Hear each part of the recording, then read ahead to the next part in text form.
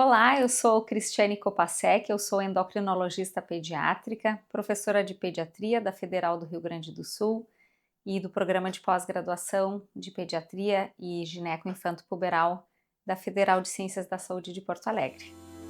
O que caracteriza uma doença rara e como essas condições se manifestam geralmente na infância?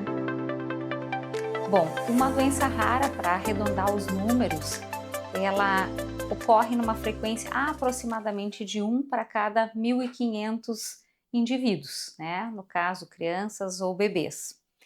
E a criança ela tem uma particularidade bem específica, né? Ela tem a função biológica de crescer e se desenvolver. Então, quando a gente observa qualquer irregularidade, né, num desses propósitos da criança de crescimento e de desenvolvimento, né, no crescimento engloba também ganho de peso, né, a gente precisa ficar muito atento, precisa ligar um sinal de alerta, né, uma luz amarela, e isso precisa ser olhado com atenção. Quais os principais desafios no diagnóstico precoce de doenças raras em crianças? Como os profissionais podem atuar nesse processo? A imensa maioria das doenças raras, ela não é amplamente conhecida, né? Até pela própria frequência mais baixa, né? Então, muitas vezes, profissionais nunca viram um caso semelhante, né? Mas, de novo, ressaltando para esses pontos que eu coloquei, se a criança apresenta qualquer situação diferente do esperado para ela, para aquela etapa, para aquela idade, para aquela etapa do crescimento, para aquela etapa do desenvolvimento, né, isso pode sinalizar uma doença rara. E eu sempre gosto de ressaltar, né? A gente só reconhece aquilo que a gente conhece, né? Então, o desconhecido, ele acaba ficando mais distante, né, do diagnóstico, de se chegar a uma conclusão.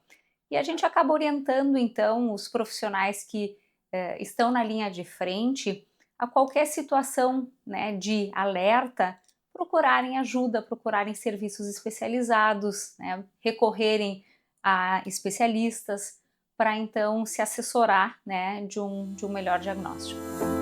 Poderia citar alguns exemplos de doenças raras que envolvem o sistema endócrino infantil?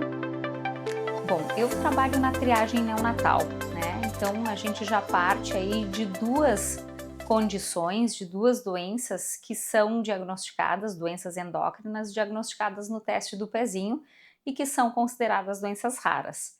Uma delas é o hipotireoidismo congênito, né? O bebê que nasce com essa condição não tem a possibilidade de produzir adequadamente o hormônio da tireoide, e isso tem implicações gravíssimas, né, com falha do crescimento, com falha do desenvolvimento, né, pode levar a um retardo mental se não for reconhecido e se não for tratado precocemente.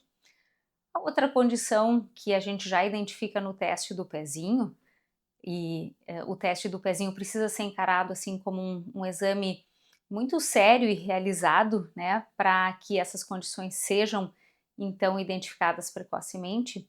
Essa outra condição se chama hiperplasia adrenal congênita, é uma desordem da produção de hormônios da suprarrenal, né, e ela é tão grave que pode custar a vida do bebê, né? Então, nenhuma família pode deixar de realizar o teste do pezinho de um recém-nascido, né? E se tiver algum valor de hormônio alterado, procurar ajuda de um especialista, procurar ajuda de um serviço especializado. Outras condições raras que envolvem hormônios estão relacionadas ao crescimento da criança, né? Então, nós temos aí falhas de produção do hormônio do crescimento, por exemplo, né, que vai se manifestar justamente com a falha do crescimento, mas também tem implicações metabólicas. São crianças que podem ter episódios de hipoglicemia, ou seja, valores baixos de glicose no sangue. Vejam como isso é importante, né? A glicose é o principal combustível para o cérebro, né?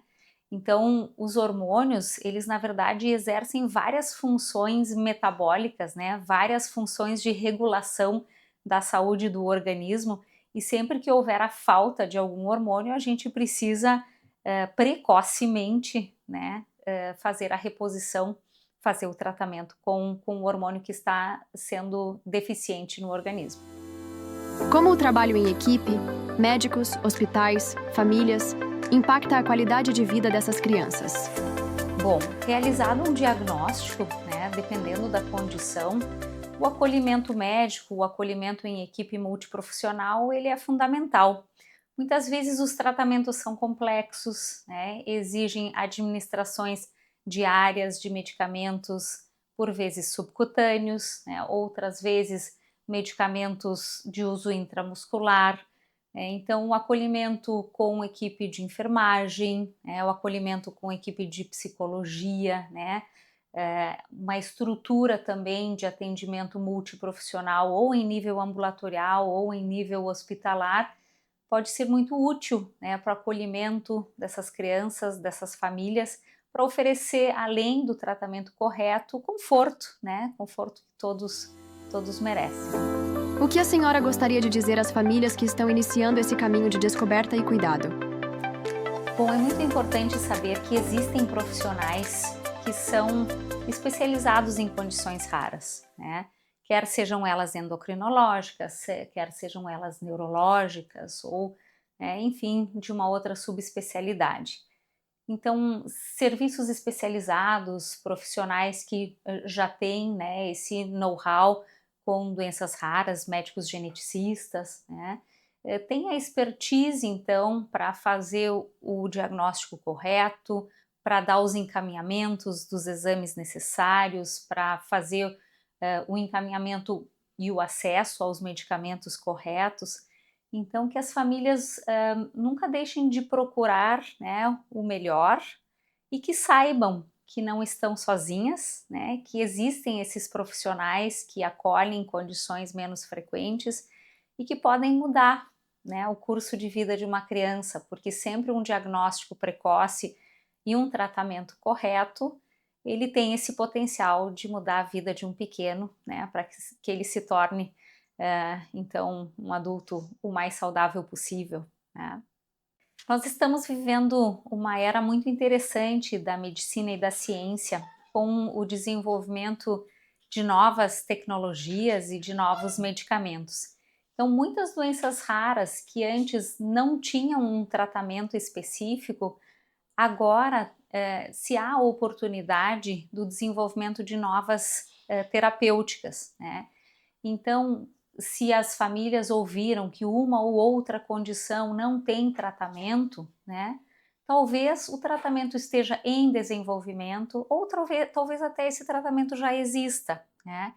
Então, também os profissionais de saúde, de acesso a medicamentos, né, redes especializadas em medicamentos para condições raras podem servir de suporte, né, e de apoio para essa busca para o melhor tratamento de uma condição rara.